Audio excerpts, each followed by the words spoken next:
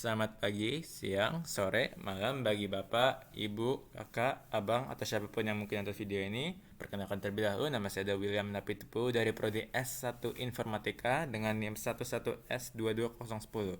Dengan ini saya memberikan video laporan, penjelasan, atau bukti pengerjaan untuk modul Daspro Week 9, modul 9. Baik, kita langsung masuk ke soal yang pertama.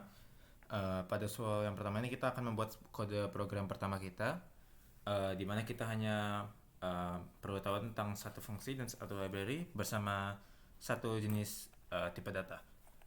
Oke, coba saya jelaskan terlebih dahulu apa yang terjadi di program ini. Pertama, kita membukanya dengan sebuah header file bernama standard.io.h. Cara kita masukkan biar dapat menggunakan header file ini, kita pertama gunakan include, fungsi include yang dimulai dengan sebuah hashbrow, fungsi include, dan kita tulis apa header file yang akan kita pasang di dalam dua karakter ini. Setelah itu kita masuk ke bagian utama dari codingan kita. Pertama, kita deklarasikan sebuah fungsi bernama main, karena ini fungsi utama yang akan kita pakai, walaupun ini salah satunya fungsi yang kita pakai untuk soal pertama ini. Untuk kedepannya bisa lah dianggap bahwa ini mungkin kayak kertas utama pada lapisan program kita. Dan pertama kita membukanya dengan menulis int main, buka tutup kurung, lalu kita gunakan sebuah curly bracket, dan dalam kedua curly bracket ini kita baru mulai tulis codingan utama kita. Oke, coba kita bahas terlebih dahulu apa yang sedang terjadi ini. Pertama, kita mendeklarasikan sebuah tipe data berupa integer pada sebuah variable yang kita namai age, umur. Karena ceritanya di sini kita pura-pura saja akan memprint sebuah umur kan. Dan kita assign sebuah integer, sebuah angka bulat pada variable age bernama 20 dengan 23. Inilah integer yang kita masukkan. Berarti variable age sekarang memiliki nilai 23 dalamnya. Oke, dan kita akhiri setiap baris dari codingan kita dengan sebuah titik koma. Cara tata penulisan di dalam bahasa C. Dan sekarang kita gunakan printf. Printf itu adalah fungsi yang kita dapat gunakan setelah kita masuki header file include standard.io.h. Jadi printf scanf lah, apa namanya, fungsi-fungsi yang available yang jadi bisa kita pakai karena kita masuk header file ini. Oke, dan cara gunakan fungsi ini, kita printf, kita taruh dalam kurung apa saja yang mau kita print. Dan untuk membuat apa yang kita print, untuk deklarasinya kita harus deklarasikan sebuah string untuk konteks ini ya. Dan string cara kita pasangnya itu dengan menggunakan dua tanda petik, lalu kita masukkan karakter-karakter yang kita mau untuk membuat kalimat kita. Tapi kan kita bukan hanya mau menulis string di sini, tapi kita juga mau menulis sebuah integer yang tadi, variable age tadi yang di sini integer 23. Dan caranya itu kita harus spesifikasikan dulu dengan sebuah format specifier berupa %d. Ada banyak format specifier. Untuk %d akan berguna untuk tipe data berupa integer atau angka desimal. Kalau mau integer sebenarnya kita diskusikan %i, tapi tidak terlalu berbeda fungsinya sementara untuk ini. Dan kalau kita juga selanjutnya spesifikasikan mau dari mana integernya ini, karena ini masih sebuah placeholder ya sementara ya, %d ini harus kita kasih tahu kita mau ngambil data dari variable mana atau dari data mana, dan kita harus bilang di sini dengan koma dan nama dari variable yang akan kita ambil datanya, yaitu age yang akan berisi 23. Berarti seharusnya nanti yang akan keluar itu ada printf umur saya adalah 23, dan selesai dari situ. Lalu kita akan kembalikan nilai 0 hanya untuk merapikan penulisannya. Dan jangan lupa ada titik koma di setiap kali ada penulisan sebuah baris atau sebuah komen. Cara untuk mengerannya kita seperti ini.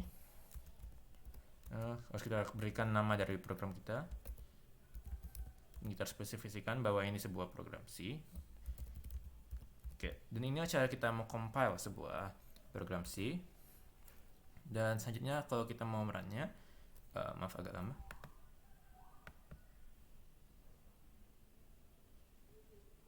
Oke, dan sekarang kalau kita mau run sebuah file C, kita mulai dengan sebuah titik, lanjutnya dengan garis miring. Tidak akan saya diskusikan apa fungsi dari titik dan garis miring ini sementara, tapi hanya tuh harus terus nama dari filenya tanpa .c-nya, dan seharusnya run. Oke, nah itu keluarnya pas seperti kita maunya. Umur saya adalah 23. Oke, baik. Ini untuk soal yang pertama.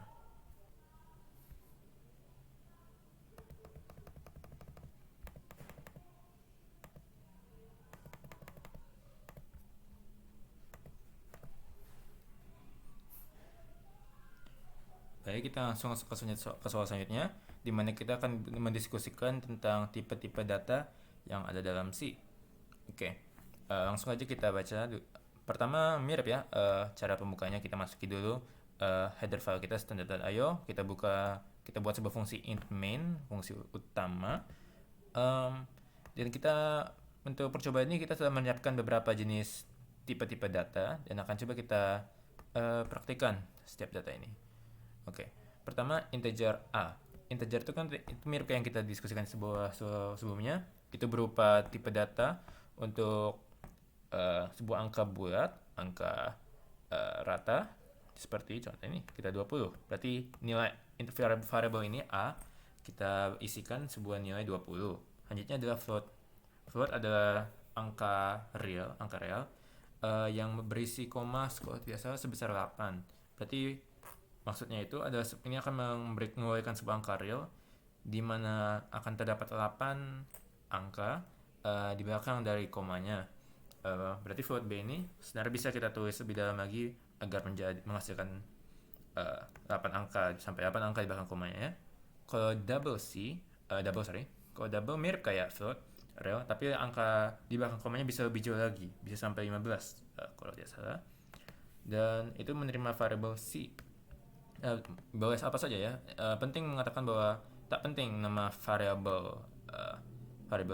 Yang penting sebuah karakter, huruf dan bukan angka atau hal-hal aneh. Dan biasanya tata penulisnya lebih bagus jika menggunakan huruf kecil.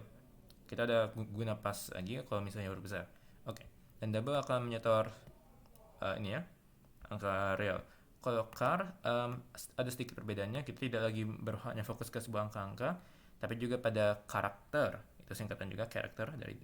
Kita gunakan D ini yang variabel yang akan menerima sebuah karakter A. Kalau mau menyimpan sebuah karakter ya, atau yang satu yang hanya ditulis, kita harus juga spesifikasikan dengan memasukkan karakter itu ke dalam dua tanda petik yang akan berbentuk seperti berikut.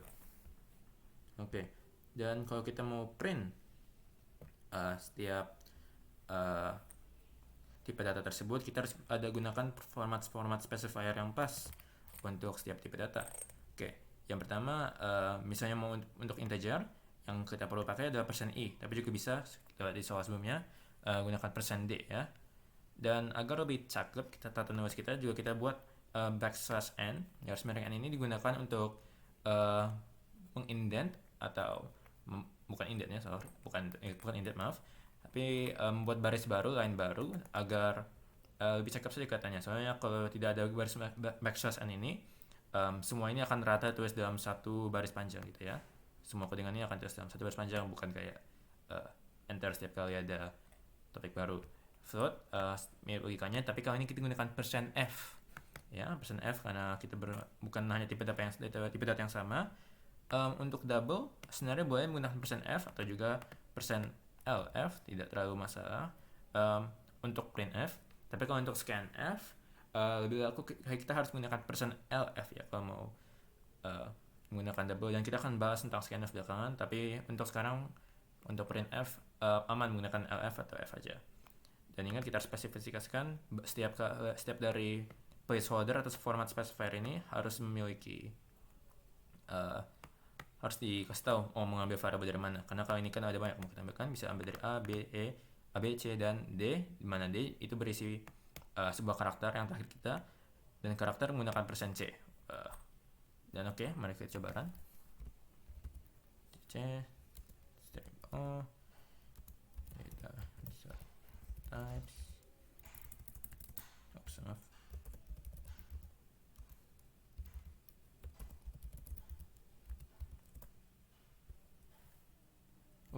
Saya salah ketik. Oke, sekarang aman. Coba kita run. Dan ini hasilnya ya.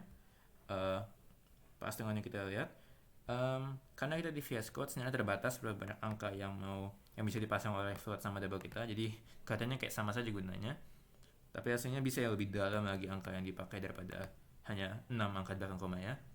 Kalau kita mau secara langsung melihat potensi terpenuhnya dari double float, ada sebuah mekanik yang akan kita bahas di soal selanjutnya yang bisa membantu untuk hal itu.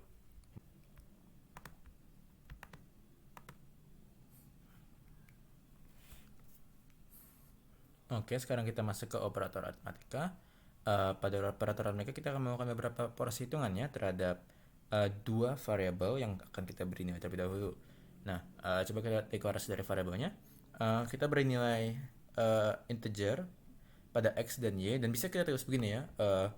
Saat kita mau menilaikan suatu variabel yang sama, bisa kita tulis dalam satu baris dengan koma antara setiap variabel yang kita kasih nilai.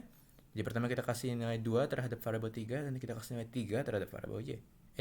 Ngasih nilai 2 terhadap variabel x, dan ngasih nilai 3 terhadap variabel y. Dan ingat kita akhirkan dengan anti koma. Tapi untuk kita juga buat sebuah variabel yang belum kita kasih nilai, yaitu z. Dan kita tidak kasih z sebuah nilai terlebih dahulu, karena akan kita ubah-ubah itu ya. Z ini yang berupa float, z akan berupa float karena pada operasi hitungannya tidak semua akan menghasilkan nilai datar ya. Dan pada float z, kita akan melakukan beberapa pengolahan pada z, di mana z sebenarnya akan berisi hasil dari operasi hitungan x dan y. Dan kita lihat aja dari contoh bersama biar lebih jelas. Z akan sama dengan x tambah y.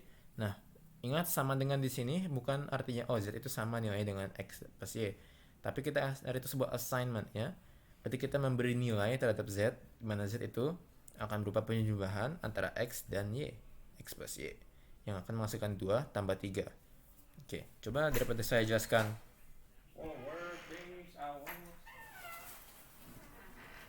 Daripada saya jelaskan satu persatu,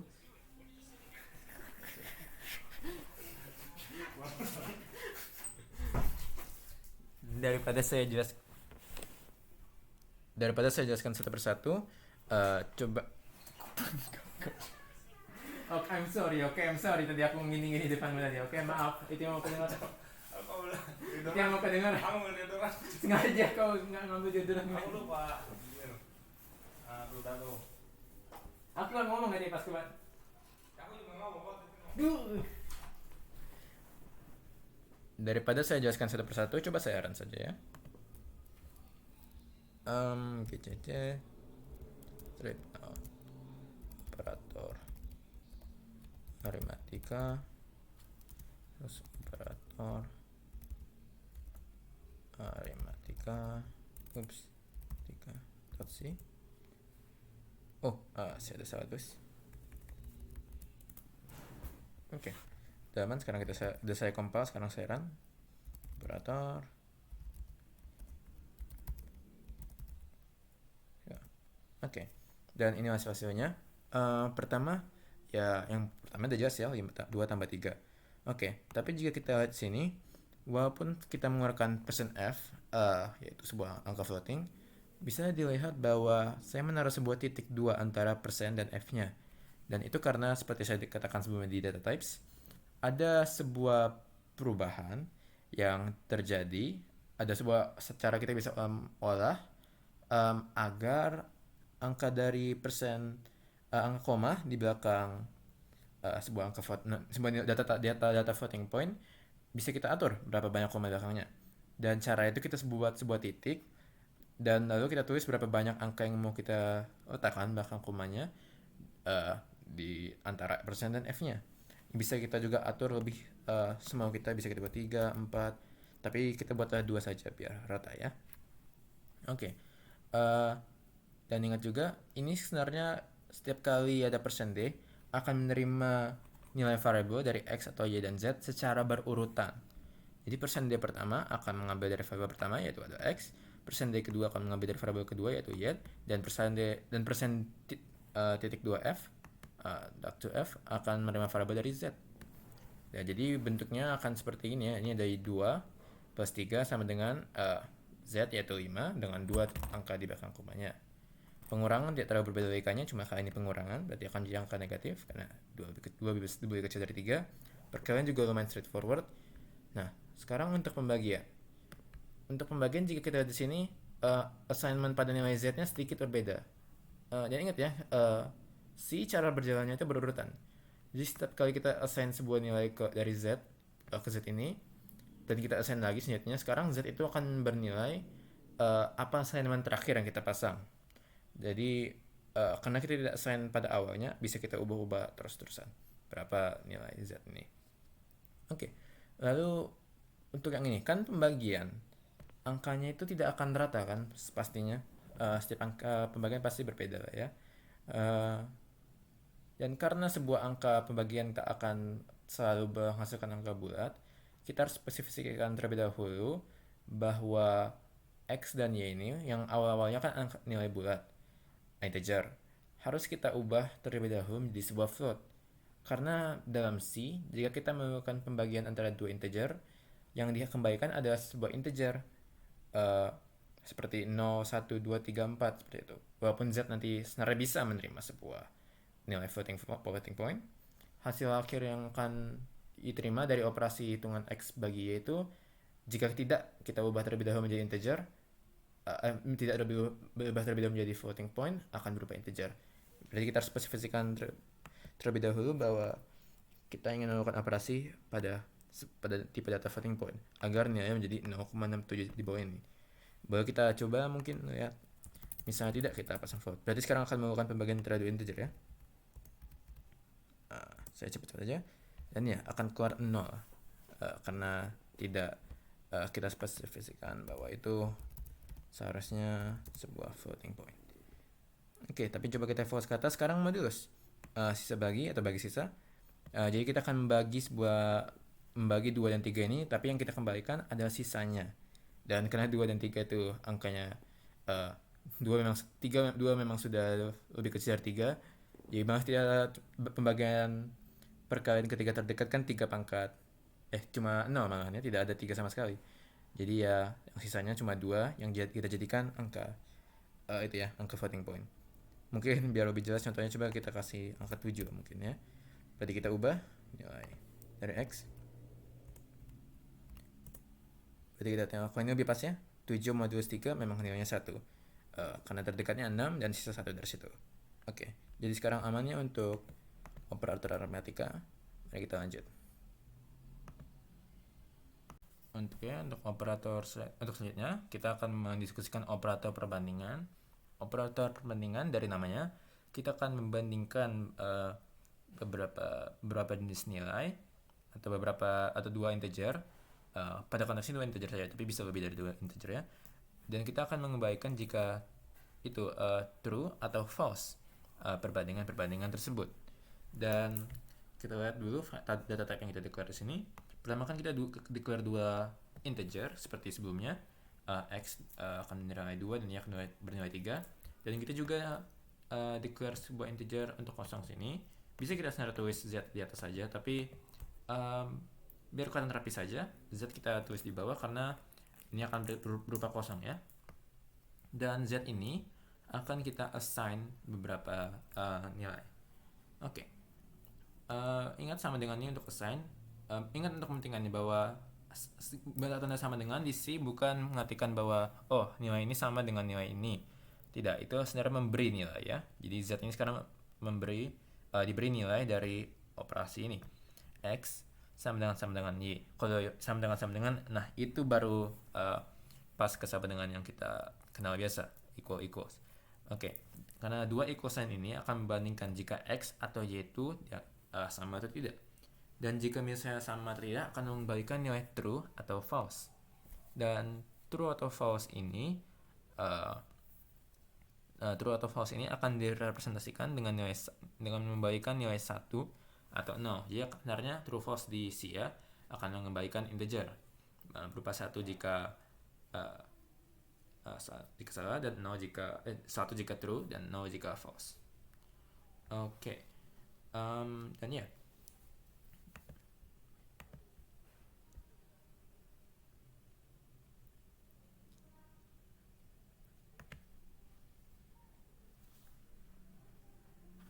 shortcut sini Will. Mari kita lihat sekarang printf %d sama dengan %d, dan kita lihat nih yang sedang terjadi di sini itu akan menerima mirip kayak sebelumnya, akan menerima tiga variabel ya pada printf ini. %d yang pertama dari x, %d dari y, dan %d selanjutnya dari z. Sebenarnya lebih baiknya jika kita tulis ini jadi sama dengan 2 juga, hanya biar lebih jelas saja. Dan selanjutnya tak terlalu berbeda dengan pertama, tapi kita gunakan tanda seru di sini ya, karena untuk yang tadi kan sama dengan. Kalau exclamation point dan equal itu tidak sama dengan, berarti ini akan membalikan 1 atau true jika tidak sama, dan no atau false jika itu sama. Dan logikanya sama saja kayak sebelumnya, kita masukkan ke dalam printf ini dan kita buat baris baru, ingat dengan \n. Untuk selanjutnya kita melakukan sesuatu sedikit beda, kita akan membandingkan jika suatu lebih kecil atau tidak. Jadi lihat ini ya, ini akan membandingkan apa 2 lebih kecil dari 3, berarti ini akan true ya. Seharusnya nanti membalikan 1 untuk true-nya. Dan lihat ke bawah, logika tidak terlalu berbeda, lebih besar akan membandingkan, lebih besar sama dengan, lebih kecil sama dengan, sama saja logikanya, dan lebih besar sama dengan juga tidak terlalu berbeda logikanya. Jadi ya, fungsinya sama. Coba kita run, biar lihat saja hasilnya secara langsung. Operator perbandingan, operator perbandingan.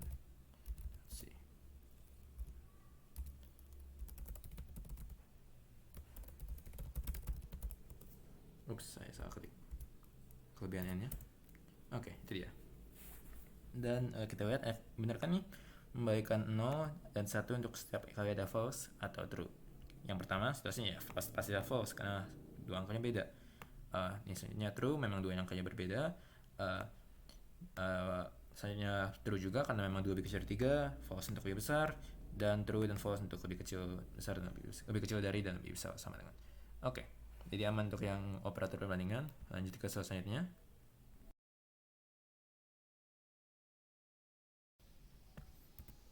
Baik, kita sekarang masuk ke selanjutnya ya, berupa operator assignment.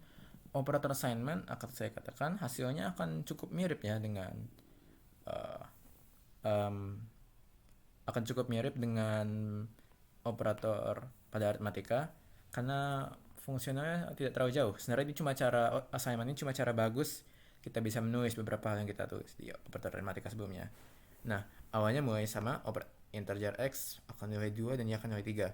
Perbedaannya akan mulai dari elemen ya, di mana float z sekarangnya bernilai atau kita assign nilai versi floating dari x. Berarti bisa kita anggap sekarang karena kita assign sebuah float pada x ini, float z akan menerima versi floating point dari 2, yaitu 2,00 atau 2, benar belum kita batas ya, bisa 2,0000 seterusnya ya. Dan karena itu bisa kita lakukan sebuah shortcut untuk operasi hitungannya. Jika kita lihat sebelum pada operasi aritmatika, untuk assign nilai z kita assign z sama dengan x plus y. Berarti kita lakukan operasi ya. Pada z-nya yang jelas bisa kita baca di sini. Tapi ada sebuah operan pada sebuah sintaks pada C di mana berupa shortcut, di mana z plus equal. Ini sebenarnya cuma cara lain menulis z sama dengan z plus y. Berarti akan kita olah nilai z ini. Dan ingat, z itu berupa float x. Mungkin lebih jelas jika saya tulis komen saja biar lebih kelihatan maksud saya. Jadi sebenarnya karena menggunakan operan ini bisa juga ditulis sebagai z sama dengan z plus y. Berarti ini nanti nilai pada z-nya. Atau mungkin cara satu lagi bisa kita tulisnya, karena z sebenarnya bukan z sendiri, tapi z berupa versi float dari x. Jadi sebenarnya z plus sama dengan y, struktur bentuk dasarnya seperti ini ya, dan saya akan tetapkan sini. Jadi sekarang karena itu tak terlalu berbeda jika kita lihat komen yang saya buat ini dengan ini ya. Bedanya cuma bahwa z x harus kita nilaikan jadi float karena z juga sebenarnya mau mempunyai jadi float. Oke, printf-nya tak terlalu berbeda. Semuanya cukup jelas, cukup jelas. Coba kita run saja biar operator assignment operator oops assignment dot c operator oops assignment. Oke, jika kita lihat hasilnya tak terlalu berbeda dengan yang sebelumnya. Yang beda sebenarnya cuma di sini ya, karena saya buat stringnya biar sama dengan itu, cuma menunjukkan aja biar ada beda tipis-tipis ya. Oke, berarti tak terlalu berbeda di sini. Bisa dikatakan ini mungkin berfungsi saat kita mau assign sebuah nilai yang kita tanpa mendeklarasikan variabel baru. Oke, atau memendekin saja sebenarnya cara penulisan operator aritmatika. Oke. Mungkin satu hal yang bisa jelaskan itu pada line 14 ini. Pada line 14, ingat kita assign terlebih dahulu lagi agar z sama dengan x kan. Dan setelah itu kita assign x menjadi nilai modulus dari x modulus y. Dan karena ini yang penting dikatakan pertama, z ini sekarang kita ingin jadi integer. Karena modulus sebenarnya sebaiknya mengembalikan integer kan. Di sini kita udah jadikan floating number.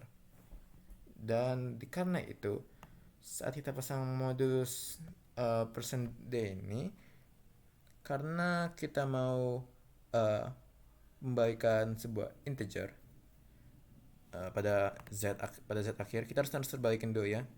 Persen di sekarang ini memang sudah kita siapkan untuk nilai integer ya, berupa x. Berarti kita assign dulu sebuah z yang akan nanti bernilai x, yaitu integer. Dan penting katakan saat kita initialize sebuah float, ini kita kasih integer, ini assign sebuah nilai integer. Pada konteks ini bisa kita buat agar yang seharusnya float berubah jadi integer dengan mendeskripsikan saat mau kita isi format specifier kita, mana pada sini format specifiernya kita isi nilai integer. Berarti di persen ini dari 2,00 seterusnya menjadi 2 doang. Oke, y cukup jelas. Dan x kita tulis sebagai, ingat tadi kan kita initialize bahwa x akan juga jadi pembagian sisa bagi sisa dari x bagi sisa y. Berarti kita terbalik ya, sekarang x jadi hasilnya dan z menjadi x, z menjadi x. Oke, dan itu menghasilkan nilai 2. Jadi sedikit perbedaan dari yang aritmatika. Sebenarnya untuk yang aritmatika lebih baik juga jika kita tulisnya kita initialize menjadi integer, dan misalnya kita buat saja biar ini jadi %d juga, karena memang bagi sisa sebaiknya jadi integer ya.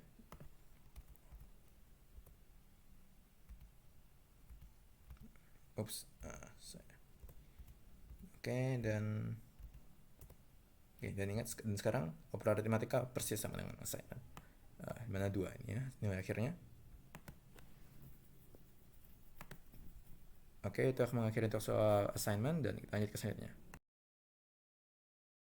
Lanjut ke operator logika. Nah, pada operator logika tak terlalu panjang, kita cuma harus mengenal beberapa sintaks, tapi operator logika akan mirip pada perbandingan, dan dari mirip maksud saya akan memanfaatkan fungsi perbandingan juga, dan berbentuknya seperti berikut. Ada 3 yang harus kita ketahui. Saya langsung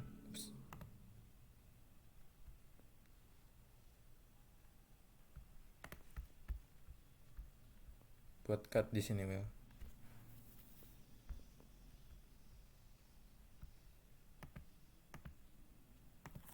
Ada 3 yang harus kita ketahui, dan 3 itu ada di sini.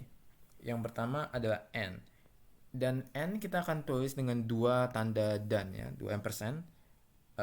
Itu karena ampersand sendiri ada ampersand 1 ada fungsinya sendiri yang bisa kita diskusikan nanti.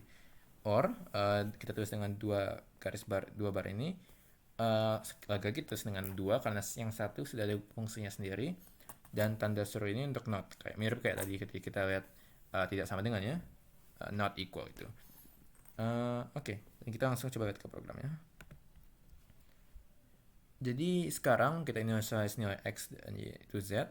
Dan ingat tadi kan ketika kita bandingkan pada operator perbandingan membalikan 1 dan 0 kan. Dan itu akan membalikan true atau false. Sama juga di sini. Itu akan membalikan true atau tidak false.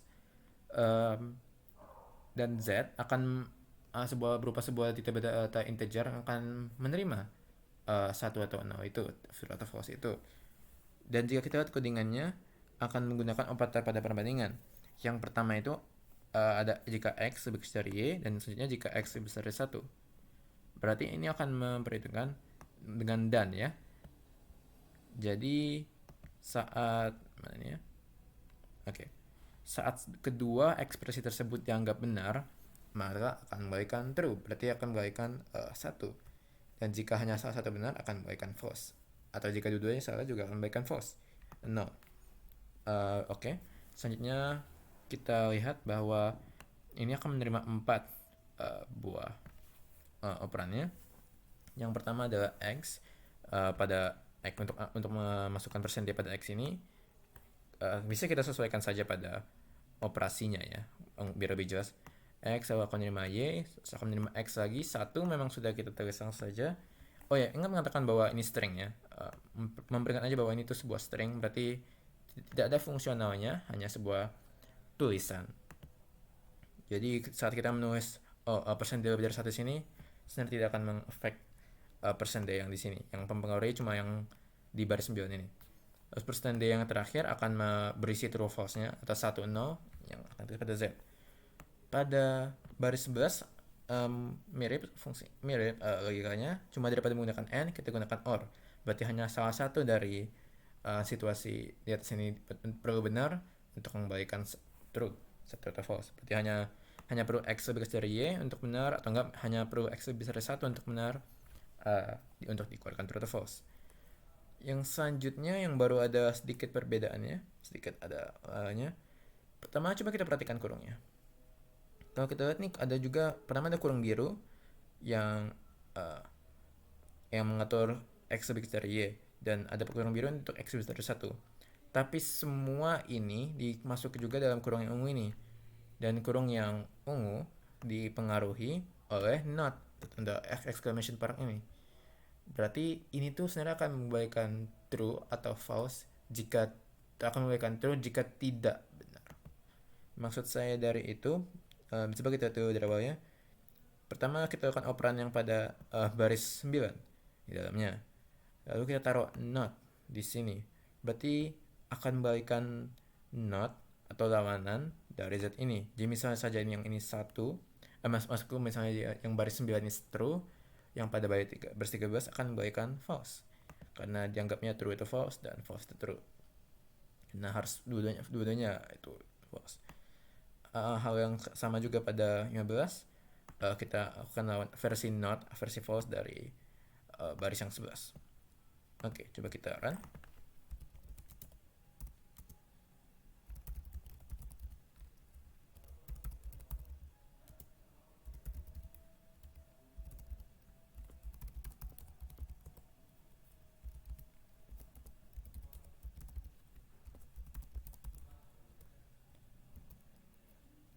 Dan kita lihat hasilnya tak terlalu berbeda dari itu ya. 1, 1, dan versi not-nya akan 0 dan 0. True, true, false, false. Oke, aman untuk operator logika. Kita lanjut ke selanjutnya. Oke, untuk selanjutnya kita akan bahas operator bitwise. Sebelum saya bahas ini, coba saya lakukan beberapa pengolahannya, tipe dari pengolahannya saya coba jelaskan terlebih dahulu apa yang mau kita lakukan pada operator bitwise. Kalau kita buka modul, operator bitwise akan melakukan operasi pada bit yang mewakili bilangan bulat katanya. Dan ini berarti kita akan melakukan operasi pada nilai binary dari nilai desimal, nilai yang berupa integer kita. Penting untuk mengatakan desimal di sini bukan arti angka koma ya. Dalam bahasa programming atau penilaian ASCII, desimal akan itu sebenarnya berarti pada penulisan angka yang menggunakan 10 karakter dari 0, 1, 2, 3, 4 sampai 9. Tapi kalau binary kita hanya 2 karakter. Berarti kita tidak punya keuntungan dari menggunakan karakter kayak 2 atau 3. Harus kita pakai binary, kita harus tulis ini dengan hanya 2 karakter daripada 10. Dan operasi bitwise akan melakukan operasian pada angka-angka biner dari sebuah angka desimal. Coba saya jelaskan terlebih dahulu bagaimana cara penulisannya. Misalnya 2 ya, dan saya akan tulisnya dalam sebuah komen. Misalnya 2. Kan 2 pada sebuah bitwise itu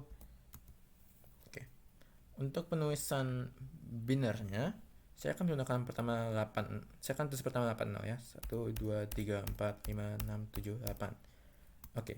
Biasa kalau kita menghitung menggunakan decimal, ada 10 karakter yang masih digunakan kan? 0, 1, 0, 1, 2, 3, 4, 5, 6, 7, 8, 9. Sayangnya untuk binary, kita tak punya privilege itu ya. Jadi cuma ada 0 dan 1. Berakhir di sini. Dan misalnya kita di desimal, bagaimana cara kita menulis? Berarti kita juga terbatas kan di desimal, nggak ada angka infinite dari karakter yang bisa kita gunakan. Jadi saat kita mau menulis angka, memberi nilai angka nembus lambang ini, nembus karakter ini, bagaimana caranya? Ya, kita menulis 2 lambang sekaligus dalam satu nilai yang berupa seperti ini. Bisa kita kenali sebagai nomor 10. Tapi untuk kali ini kita cuma akan bilang bahwa itu nilainya 10. Aslinya ini tuh cuma 1, 0 yang ditulis bersamping-sampingan. Dan juga sebenarnya nggak ada salah, kita akan tulis kayak 00, 01, 02 dan seterusnya kan. Nilainya masih sama seperti sebelumnya, cuma agak boros saja kita menulis seperti ini. Tapi untuk binary agak penting kita menulisnya dengan 00 ya. Jadi kalau misalnya binary yang ini bisa juga kita sebagai 0 tuh. Jadi karena itu secara logika cara kita untuk mau menulis nilai seperti 2, 02 di sini, daripada karena kita tidak punya akses lagi, kita lakukan sama seperti pada desimal. Kita tulis angka 1, 0 atau kita tulisnya 0, 1, 0. Dan ini walaupun tertulis sebagai 10, kita mungkin pikirin oh ini 10 ya nilainya. Enggak, dia cuma kelihatannya doang. Ini berbentuknya seperti 010. Tapi nilainya sebenarnya akan bernilai 2 seperti sini. Jadi 010 pada biner bernilai 02 pada desimal. Kalau misalnya kita lanjut, kalau kita menulis kayak 11 pada desimal, pada binary, jika kita tulis 011 juga, itu akan bernilai 4. Jadi semua hal tersebut berkorespon ya. Coba mungkin biar lebih jelas saya tulis di sini. Hampir. Oke. Jadi kita bisa lihat ini versi binary-nya dan versi desimalnya. Jadi kalau kita kembali lagi ke yang di sini, dan coba saya ganti style saya nulis komennya. Saya pakai komen satu line aja. Oke. Dan kita lihat bahwa tata penulisan binary dan desimal begini berkoresponnya ya. Jadi saat kita di sini lagi, ketika mau nulis nilai 2 saja pada versi binary-nya akan berbentuk seperti ini. 010. Akan berbentuk seperti berikut. Dan kalau untuk nilai nomor 3, cara nulis binary-nya akan seperti ya lanjut dari sini ya, 00 11. Ini untuk menulis nilai nomor 3 ya. Jadi udah cukup jelas untuk semoganya dapat dipahamkan cara nulis mengubah dari desimal ke binary itu cara baca binary secara umum. Oke, jadi kita sekarang bisa masuk ke operan-operannya ya. Pertama operan ini. Bitwise n. Ingat saya katakan tadi n% 1 sudah ada fungsinya dan itu ini bitwise n. Dan ini akan mengembalikan 1 jika kedua yang dibandingkan sama-sama bernilai 1. Coba saya langsung masuk ke tabel ini. Ada sedikit error dari tabelnya tapi tidak apa-apa. Oke. Dan jika kita lihat 0,00010, ini sebenarnya menggunakan ampersand ini, Z juga akan berisi sebuah nilai ya. Dan coba saya bilang ini aja dulu, X sama dengan 2 dan Y sama dengan 3. Oke. Dan ampersand ini ZX bitwise and Y sebenarnya akan melakukan operasi pada setiap kali biner ini. Jadi 0 ini akan dilakukan sebuah operasi dengan 1 ini akan dioperasi dengan 1, 0 ini akan dioperasi dengan 0, dan seterusnya. Dan untuk ampersand ini sebenarnya akan mengembalikan sebuah angka biner lagi, sebuah angka berbiner lagi, tergantung kondisi-kondisi tertentu. Kondisi pada n itu saat ada sebuah bit dari kedua operan itu berupa extend yang bernilai 1, itu akan memberikan 1 juga. Berarti kalau yang pertama ini 0 dengan 1 berbeda kan, jadi tidak akan memberikan 1, hanya akan memberikan 0. Tapi kalau yang pada yang bit selanjutnya, satu ini, itu kan karena sama. Dan saya ngomongin sebagai bit, tapi sebenarnya yang saya bacakan harusnya binary ya, maaf ya. Pada angka binary selanjutnya 11 itu kan berdua 1, jadi itu baru akan memberikan 1, akan memberikan sebuah angka bit sebenarnya dengan 1. Kalau yang selanjutnya 0 seharusnya sisanya 0 semua tidak terpengaruh. Jadi coba saya tulis komen sini, di mana Z itu sebenarnya setelah melakukan operasi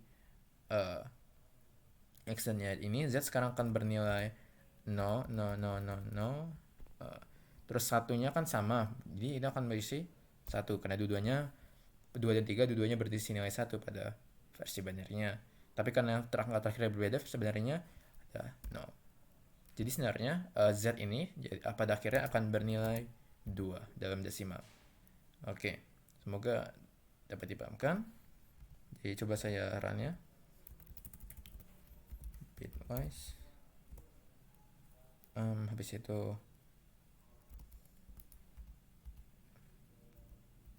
sudah saya kompas sebelumnya maaf, tapi ini dia 2 bitwise n3 akan menghasilkan 2 kepada 2 bitwise or 3 akan menghasilkan 3. Kenapa itu?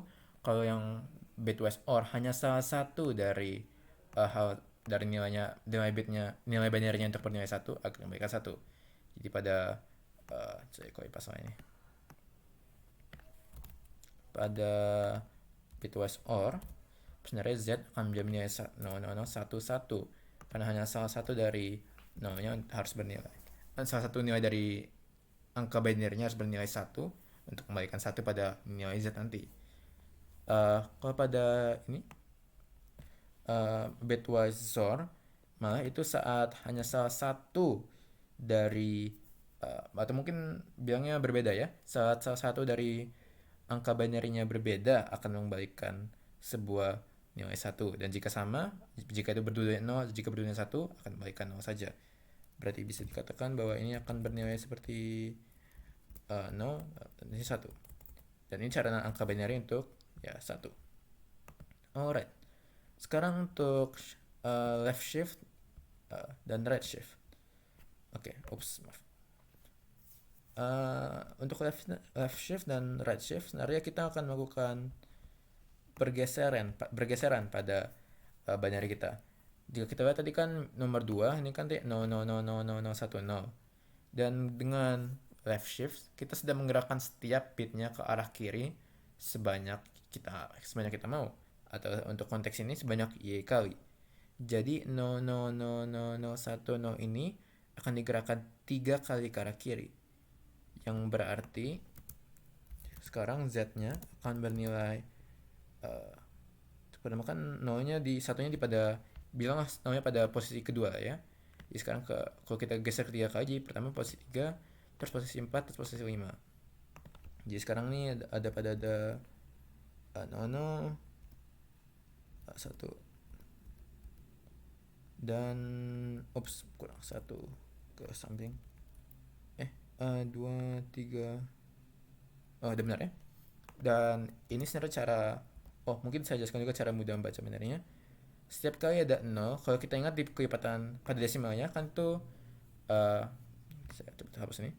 Pada desimal untuk setiap kali, karena ada 10 simbol, setiap kali kita tulis 1, terus 10, terus 100, terus 1000. Sebenarnya ini semua kelipatan pangkat dari 0, dari 10 kan? Dimana 1 itu 10 pangkat 0, 10 itu 10 pangkat 1, 100 itu 10 pangkat 2, 1000 pangkat 3. Jadi saat kita juga bisa praktikannya di binary. Cuma beda saja nilainya. Dimana pada binary, 10, 100, dan 1000 sebenarnya kepangkatan dari 2. Jadi dalam versi desimalnya, penulisan 1 ya 1 sih memang masih 1 ya. Tapi kalau 1 0 itu adalah 2 pangkat 1.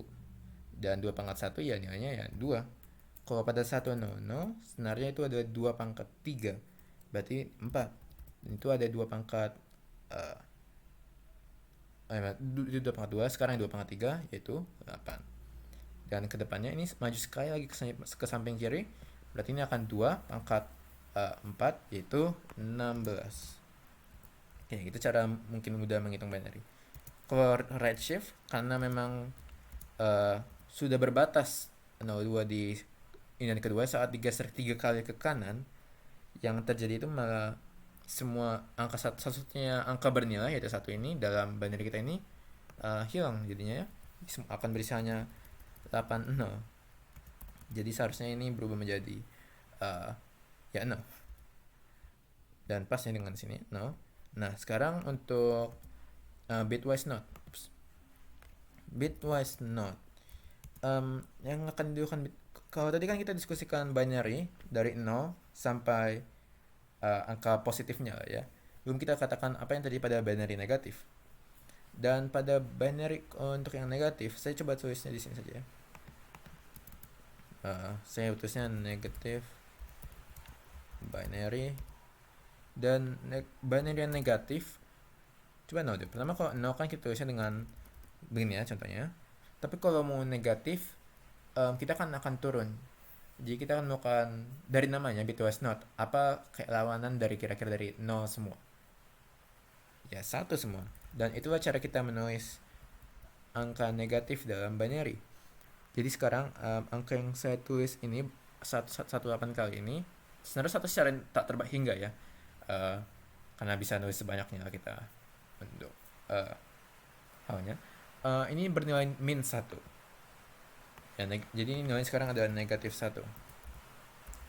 Dan bisa kalau kita mau lanjut ke misalnya nyari negatif 2 atau negatif 3, yang kita lakukan tuh mirip seperti kita lakukan pada positif, dimana kita ubah setiap kali ada angkanya itu. Misalnya kalau begini, dan ini sekarang ada minus 2. Kalau kita geser sekali lagi, misalnya sekarang gini, ada minus 3, ada minus 4. Jadi mirip lah ya pengerjaannya dengan positif, cuma bergeser sekali saja karena kita mulai dari negatif 1 bukan dari 0 di sini ya. Dan itu yang dilakukan pada bitwise not. Yang sedang terjadi itu setiap angka ini ditukar, dimana setiap kali ada 0 diubah jadi 1, dan setiap kali ada 1 diubah jadi 0. Berarti pada bitwise not ini z-nya menjadi bernilai berapa itu? 6. Terus ke yang ke-7 ada 0, 8. Dan ini kita diskusikan tadi bahwa ini adalah minus 3. Oke, semoga cukup jelas. Dan ya, ini untuk operator bitwise ya.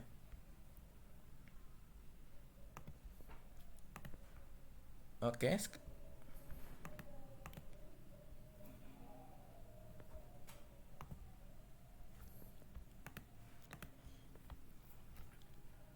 Oke, sekarang kita akan mengakhiri praktikum ini dengan soal yang terakhir berupa input output. Tadi jika kita ingat pada program paling pertama kita yaitu first.c, kita sudah mendeklarasikan sebuah nilai pada integer h ya. H akan berisi sebuah angka yang akan kita bayangkan sebagai umur kita ya. Karena akan kita masuki ke sebuah kalimat kumpulan dari string, kumpulan yang berupa kumpulan dari karakter, di mana akan menerima sebuah placeholder format specifier berupa %d yang akan menerima sebuah h, yaitu 23 nanti. Tapi misalnya kita tak mau pasang itu menjadi 23, misalnya bisa siapa saja. Ini kan, dan kita menggunakan sesuatu namanya input dan output. Input berarti kita program kita setelah di run akan menerima sebuah input atau data dari luar. pada konteks ini dari ya kita sendiri, dari usernya yang menggunakan keyboard. Uh, jadi untuk itu program ini lebih besar karena sekarang bisa ngatur untuk siapa saja. Uh, dan caranya pertama kita buat dulu sebuah variable, kita deklarasikan sebuah tipe data integer untuk umur, karena umur biasanya akan data rangkanya bulat maaf. Dan integernya bernama age yang belum kita kasih nilai. Dan setelah kita deklarasikan itu, kita printkan berapa ke umurmu.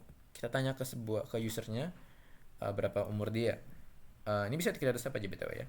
Dan ingat diakhiri setiap kali kode dengan titik koma. Oke. Lalu kita gunakan scanf. Nah, ini saya kembali ke yang paling awal ya. Scanf itu salah satu juga fungsi yang ada dari header file standard.io.h. Dan scanf sebenarnya akan menerima sebuah data dan akan mengisi data itu ke dalam alamat dari variable kita ini. Jadi kalau kita lihat ada lambang ampersandnya. Nah, saya tak akan terlalu dalam masuk ke sini, tapi ini sebenarnya nama sebuah pointer. Pointer yang akan dilakukan pointer ini, yang dilakukan akan scanf ini, sebenarnya akan memasuki sebuah %d. Jadi %d ini bisa kita masukin ke apalah ke dalam inputnya.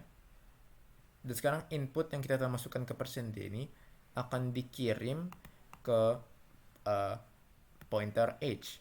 Dan pointer age ini sebenarnya akan yaitu berupa alamat dari variable age. Jadi alamat di mana variable age tersimpan akan kita isikan nilai dari yang kita input sini, %d. Jadi karena itu sekarang age ini yang awalnya bernilai nggak ada nilainya, sekarang ada nilai yang dari input kita. Jadi bisa apa saja yang kita masukinya. Semoga cukup jelas. Dan sekarang coba kita run. cc strip input output input output .c. Oke, source itu aman. Input oke. Dan kayaknya sudah cukup jelas. Berapa umurmu? Kalau umur saya sih saya cuma 18. Dan sekarang saya kembalikan bahwa umur saya ada 18 karena tadi kan menerima variable age yang sudah diisi input kita yaitu 18. Dan ini bisa hanya apa saja yang kita mau ya.